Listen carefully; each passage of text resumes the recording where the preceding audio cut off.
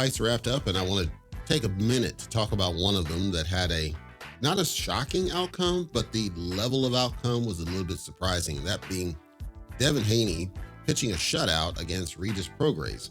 When I say a shutout, I mean a shutout as in it was a blowout, 120, so that surprised me. That part surprised me. Haney winning did not surprise me. A shutout surprised me. I watched the fight. I saw a couple things, and I've said, I was more a fan of Regis. I still am, because here's what I saw on the night. Prograis in this fight, it felt like he was thinking too hard.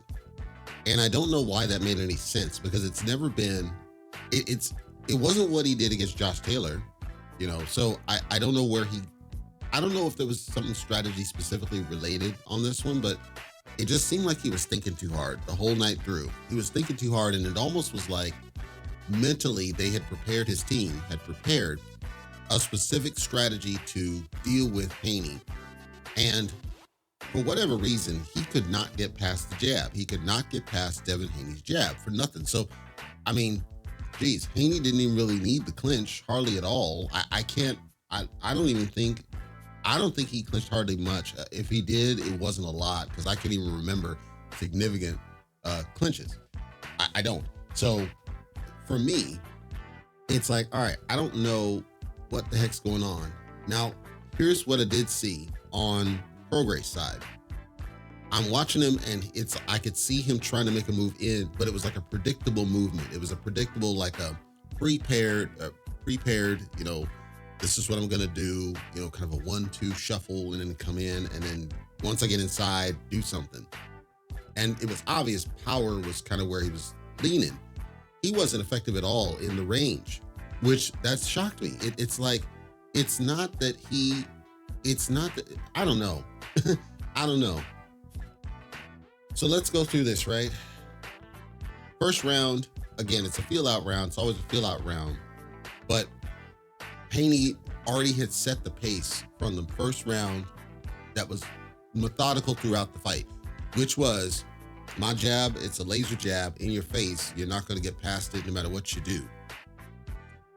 If I contrast what Haney did here against what he did against Kambosos, in Kambosos' case, he was more willing to take the risk to get inside, but then Haney was able to level him with some shots and get out of the way.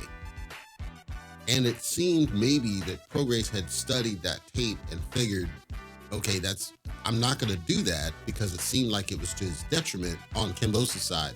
So I'm not going to do that. I'm going to do my own thing. And that thing appeared to be, I'm going to jab my way in. That's what it looked like. If that's the case, that was the dumbest freaking strategy you can think of, because again, it's Devin freaking Haney. The jab is his main weapon. And he might have been trying to avoid a clinch on the way in. So he might have been trying to stay at range, try to use the jab to kind of inch forward and then land a power shot when he was inside. I don't know that it made any sense, because again, let's say that Devin did clinch. Even if he did clinch, you can still set a better pace than what you're doing of setting yourself as the aggressor, setting to the judges from the jump that you're the aggressor. Devin Haney was the aggressor in the fight. Like, this is Regis Prograis, people. Regis Prograis should not have been as passive as he was. His home corner was saying, come on, man, you can't just wait for this dude. So then second round, come in, okay?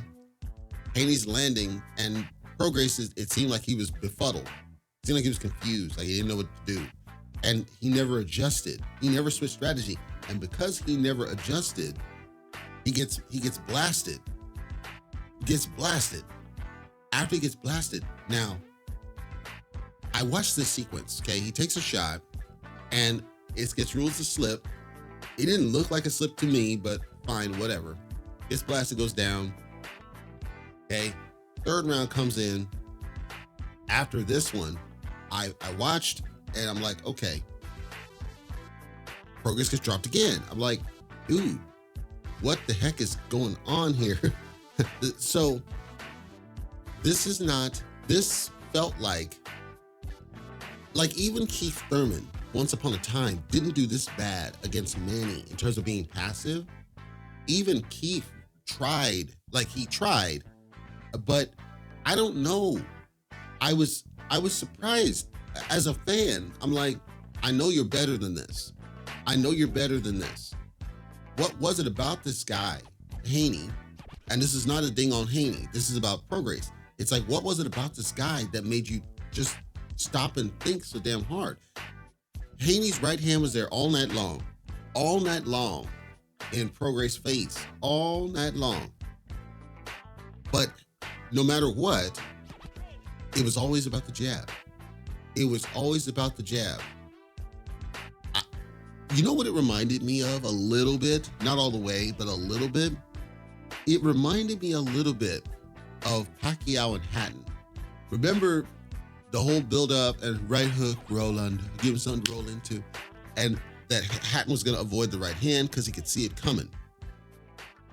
The sequence, I'm not talking the fight, I'm talking just the thought process, reminded me of that. It reminded me of Prograis apparently just, they were trying to prepare for something, which I think was the clinch, and didn't prepare for the right hand.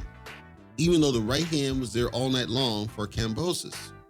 The right hand was there all night long for Lomachenko, but Lomachenko adjusted. Lomachenko switched up and adjusted his strategy and was able to catch up rounds.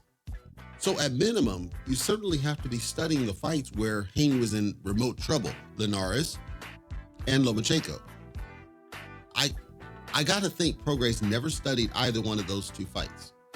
I gotta think that they never studied these fights, because if you studied Lomachenko or Linares, you gotta know what Haney's main weapons are. They haven't changed. The jab has always been his main weapon, always. And when you come in, he does tend to clinch.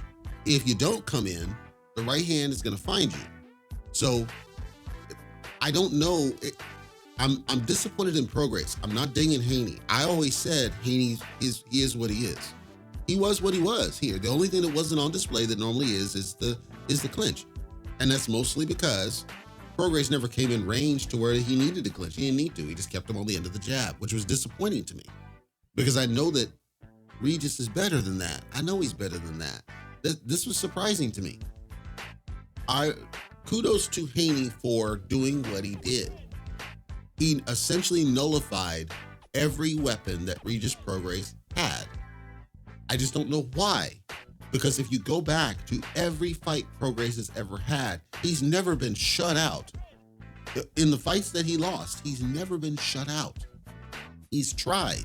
He's put effort in. He has never been shut out. Certainly not like that, but he's never been shut out. Now, because I'm so disgusted at that, let me switch to Devin Haney. Devin Haney has never fought at 140. This was his debut at 140. He takes the 140 title, WBC.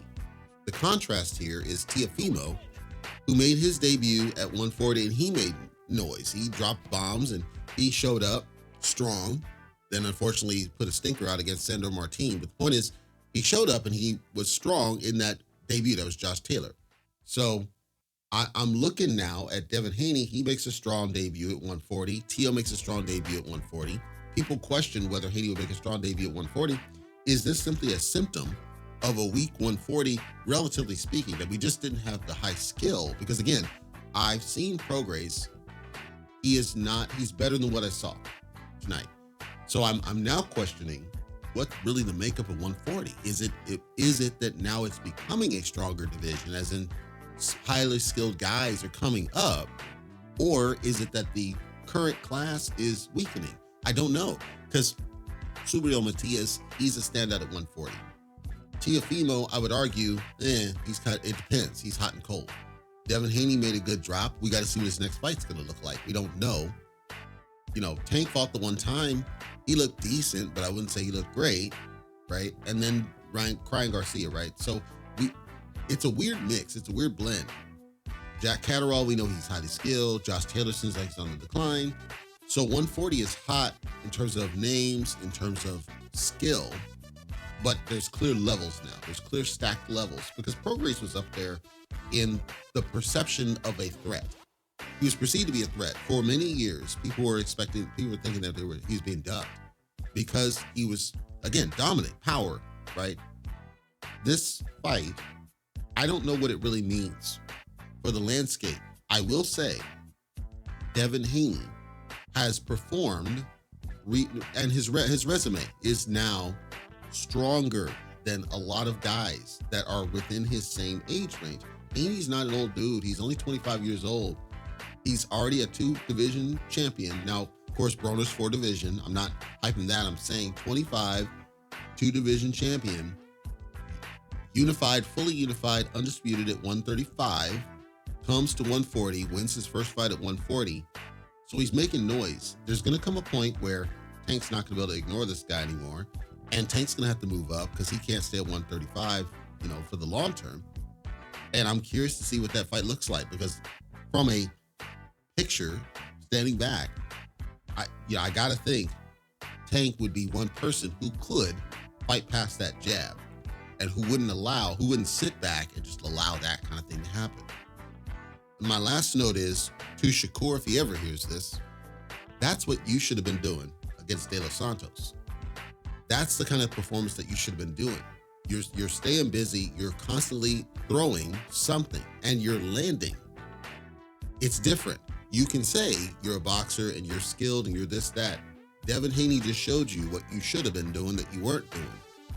That so that you don't put a stinker out. Because Devin Haney did not put a stinker like I even expected. He didn't. He went in and did what he needed to do against a tentative opponent. He forced Prograis to be tentative. That's what you should have done. And hopefully you took notes off that fight, because ain't nobody going to want to see you after the performance you put out. But they're going to want to see Devin Haney, because Devin Haney put out a performance. I don't even want to say, it was Mayweather-esque in how precise he was and how much he was landing at will, effectively. I'm not going to put him in Mayweather's class, but it was a Mayweather-esque performance where he's nullifying a normally aggressive opponent, a normally skilled opponent. To Regis, if you ever hear this, I'm still a fan. And I'm a fan because I know you're better than that. You're better than what we saw. I don't know what's wrong with you. I don't know if it's just this guy and something went wrong with your strategy. I don't know if there's something wrong in your head. I hope there's no excuses after the fight. Just like Ebony Bridges, I'm still a fan of hers because I know she's a warrior, and I know in that case, it was a short notice replace. So, okay, short notice replaces seem to always get the W. I'm not going to fault her for that. But in your case, this was not a short notice. You knew what was coming.